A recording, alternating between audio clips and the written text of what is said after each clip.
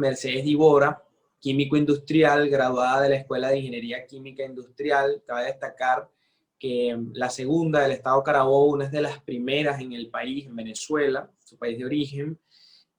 Doctora en educación en la Universidad de Kansas de los Estados Unidos, catedrática titular jubilada de la Universidad de Carabobo, Venezuela, durante más de una década como consultora internacional de la UNESCO, autora de aproximadamente 7 libros, dentro de los cuales tengo uno en mis manos, que se llama Cerebro y algo más, y es la persona que estamos escuchando en este momento, Mercedes Dibora. Gracias.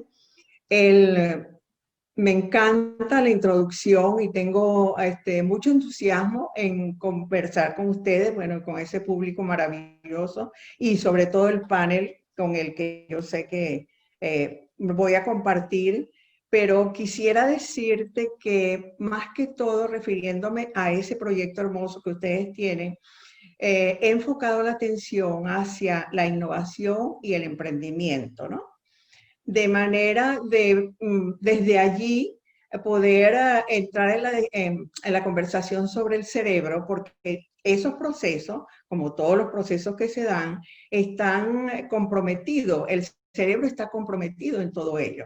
Pero lo más importante de esos procesos es que cuando nosotros hablamos de cerebro, lo que yo quisiera, es decir, poner sobre la mesa estas ideas, es que el cerebro que nosotros llamamos el cerebro está formado por 3 cerebros, no es un solo cerebro. Y nosotros siempre decimos, no, el cerebro, pero él es un 3 en 1. Es decir, está el cerebro reptílico, el cerebro emocional, o sea, el límbico, y el cerebro, el que todos conocemos más y con que nos manejamos más, el neocorte, ¿verdad? Pero cuando estamos hablando de ese tipo de proyectos de amplitud, de gran amplitud, porque no es solamente el individuo, sino las comunidades y mucho más allá de la comunidad, entonces nos encontramos que hay otros cerebros también que están implicados en ese tipo de proyectos, como en todos los proyectos creativos. Está el cerebro del corazón, el cerebro entérico o de los intestinos, y podría hablar de los otros también, como es el cerebro social, pero en este caso yo creo que con que hablemos de esos cerebros, conocerlos un poco, nos sería bastante aprovechador para todas esas creatividades, creaciones, innovaciones, emprendimientos que ustedes están, con los que estamos comprometidos ustedes y nosotros. Podríamos empezar, ¿verdad? Cuando estamos hablando de la creatividad, innovación, emprendimiento, tenemos que contar primero con el intelecto, ¿verdad? O sea, el cerebro, yo diría, de la cabeza, donde están los 3 que ya... ¿Qué es lo que pasa? El primero es el del pensamiento, son las ideas, ¿verdad? Me viene la idea de la innovación, me viene la idea del emprendimiento, de qué me voy a valer yo, ¿verdad? ¿Qué hace? Paso a la emoción, que es el segundo, que es el motor de arranque, porque entonces es la emoción la que me lleva a un lugar, al lugar deseado. Yo quiero lograr con este proyecto tal cosa, entonces es la emoción la que entra como el motor acelerador. Después nos encontramos con el rectílico, que es el que te dice, mira, tranquilo, tú cuentas conmigo, hay una confianza, pero tienes que fijar objetivos, parámetros, todo aquello. Contamos también con la participación del cerebro del corazón. Ese es el comandante.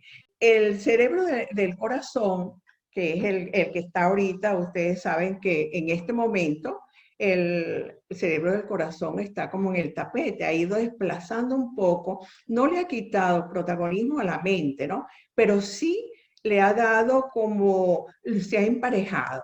Fíjate que cuando hablamos del siglo XXI, entonces se piensa que el que manda es el corazón, que el comandante. ¿Por qué el corazón? Porque el corazón, con la data rítmica, ¿verdad? De su ritmo, del ritmo cardíaco, cuando hay coherencia, él domina al sistema nervioso, él domina al cuerpo, a todos los sistemas, entonces él organiza. Por eso es tan importante el tener presente, ¿verdad? ¿Cuál es la función del cerebro del corazón. Es decir, ¿por qué ahorita nos enfocamos más en ello que en el otro, que en las ideas? Fíjate, después, para terminar el discurso de los cerebros, y después vamos pasito. El entérico es maravilloso porque él se ha descubierto que además de las neuronas, tiene un grupo de células que son conjuntivas, que están pegadas al intestino, y eso conecta a las emociones, a la expresión de las emociones. Entonces, fíjate cuánta belleza hay en todo eso, que si nosotros nos podemos, oye, ¿cuánto para una innovación necesitamos todo un edificio, toda una arquitectura, no solamente mental, sino biológica, fisiológica?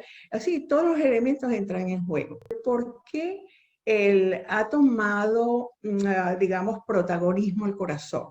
Porque cuando vamos al de la mente, o sea, el de la mente, el que todos hablamos, el que todos conocemos, el cerebro, el neocorte, que es la evolución más reciente del cerebro, ese neocorte tiene, como tú sabes y todos saben, que en su cajita, en el cráneo, están encerrados dos hemisferios, el hemisferio izquierdo y el hemisferio derecho. Cada hemisferio tiene sus propias tareas. Él tiene su lenguaje propio, él tiene su forma de actuar propia. Entonces, ¿qué es lo que hace el izquierdo? El izquierdo te hace la lógica. Ustedes, los ingenieros, generalmente son izquierdos, vamos a decir, porque siempre están con la lógica, están con la reflexión, y el cerebro derecho, que es su compañerito de habitación, porque los dos están en el mismo espacio, solamente arropados por el cuerpo calloso, ¿verdad? El cerebro izquierdo, o sea, el hemisferio derecho, él se ocupa de esa parte de la sensibilidad. Él es el que se ocupa vamos a decir, de la parte amorosa, lo que hablaríamos del corazón, lo tiene él, está muy conectado con el corazón. De todas maneras, lo más importante entre las dos, fíjate que el lógico tiene en cuenta el tiempo. Esto tiene que ser para allá, por eso es la planificación. En cambio, el derecho, él no tiene tiempo, él no cree en la lógica, él es el loquito, él es maravilloso, ¿entiendes? Pero la cosa más fantástica de todo es que como tienen ritmos diferentes, cuando tú pones la información, el hecho de saber cómo trabaja el cerebro que tenemos ahorita, ¿verdad? Porque nos viene otro por allí, después les digo, el que tenemos ahorita, entonces podemos en las empresas como la tuya, en esos emprendimientos maravillosos como el de ustedes, formar, es decir, tomarlo en consideración a los cerebros colectivos. Es decir, ya no es mi cerebro, ya es el cerebro de mi compañero, del otro, de los que conforman a la empresa. Cuando se forman los cerebros colectivos, ¿qué es lo que pasa? Lo que son la creatividad, los emprendimientos van mucho más allá, porque cada cerebro colectivo, él para poder presentar sus innovaciones o entrar en los proyectos, tiene que rodearse también de otros cerebros, o sea que aquello es una comunidad de cerebros. Entonces ya no se habla de que mi cerebro, no, son cerebros colectivos. Esa es lo que quisiera pues que lo ponga sobre la mesa, y hay mucha información sobre eso. A partir de los sistemas generales, hay muchas proposiciones, pero que creo que es lo que tenemos que tomar en cuenta para lo que estamos viviendo, porque no es que ya pasó, ni que ya sabemos qué hay, sino no sabemos, estamos en incertidumbre.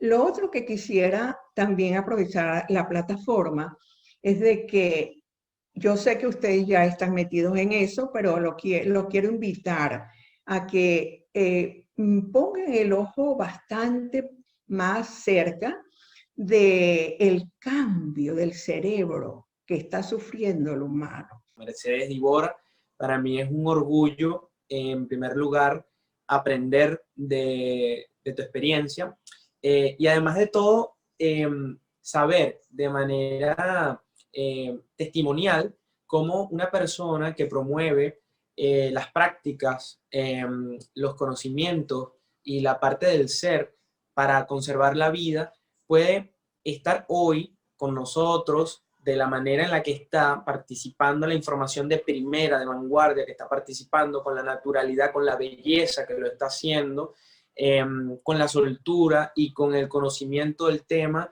y ser una persona que está incluso promoviendo al emprendimiento, promoviendo las generaciones que estamos desarrollando proyectos. Estoy encantado de escuchar. Yo recomiendo a todo el mundo leer este libro, así como un libro que también está muy pronto, sé que pronto lo vamos a tener. Yo no sé si quisieras compartir con nosotros qué edad tienes. 92 años. En abril de este año cumplo 93, pero todavía bailo, canto. Bueno, estoy feliz. ¿Qué tiene Exacto. que ver el conocimiento del cerebro con esta belleza que estamos viendo el día de hoy y con esta juventud que estamos viendo en ti el día de hoy? ¿Qué nos puedes enseñar al respecto? ¿Qué relación guarda la juventud con el cerebro? El cerebro es el comandante.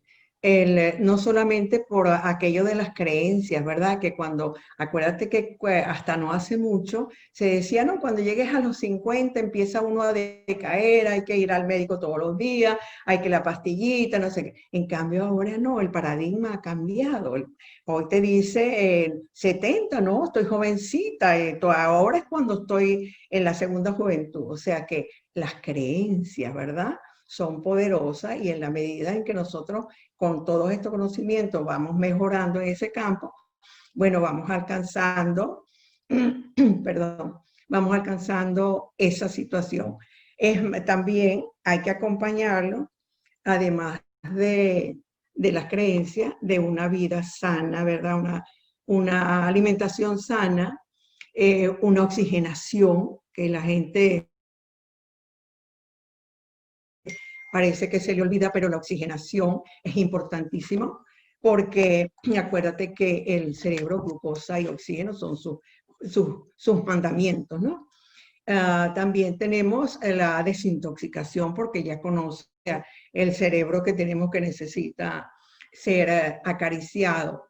La desintoxicación, el ejercicio físico, mental, y sobre todo evitar el sedentarismo. Eso es muy importante, porque el sedentarismo te lleva a la tristeza, te da como aquellas cosas que uno no quisiera sentir. En cambio, cuando uno es activo de acuerdo a la edad, porque tampoco es que yo a esta edad voy a hacer músculo, ¿verdad? Tengo mis ejercicios particulares adaptados a mis movimientos, pero para mantenerme pues activa. Entonces hay que hacer ejercicio, como te dije, físico, mentales.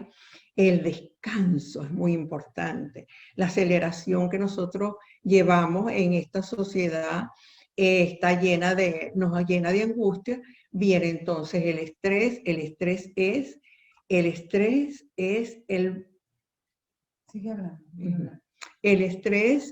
elemento que te llena todo, es decir, el que te da pie a todas las enfermedades. Porque el estrés, hay uno que es bueno, pero hay otro que no es bueno. El estrés cortico, el que te da, el que tenemos ese estrés de cuando vamos a presentar un examen, pero cuando salimos ya estamos felices, ¿verdad? Ese es bueno, porque ese te motiva. Pero ese estrés acumulado de todos los días, el trabajo de las 8 horas, el jefe que no nos llevamos bien, el problema con la pareja, todo ese estrés es lo peor. Ese es el estrés crónico que te lleva a la inflamación. Y la inflamación es la base de todas las enfermedades. Muchísimas gracias, Mercedes.